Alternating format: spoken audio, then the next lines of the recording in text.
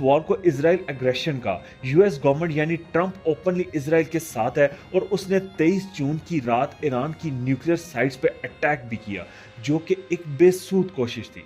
China ने diplomacy की call दी, लेकिन सीक्रेटली ईरान के साइड में स्टैंड लेना उनके ब्रिक्स एजेंडा का हिस्सा हो सकता है। यानी ये कॉन्फ्लिक्ट बन गया proxy war for power alignment. ये वॉर मिडल ईस्ट के 5 मुल्कों को डायरेक्टली इफेक्ट कर रहा है। गजा जो कि ऑलरेडी डिवास्टेटेड है और अब और इंस्टेबिलिटी में। लेबनान जहां हिजबुल्लाह ने 1000 से ज्यादा रॉकेट्स फायर किए और इजराइल टाउन्स इवैक्यूएट हुए। सीरिया में ईरानियन सप्लायर रूट्स पे इजराइल के स्ट्राइक्स लगातार हो रहे हैं। यमन हूदीज ने रेड सी से ड्रोन अटैक्स इंटेंसिफाई किए हैं। इराक यूएस बेसिस पर ईरानियन बैक्ड मिलिट्री अटैक्स बढ़ गए हैं। तो दोस्तों, ईरान और इजराइल के दरमियान का ये कॉन्फ्लिक्ट कोई नॉर्मल बॉर्डर डिस्प्यूट नहीं, ये आइडियोलॉजी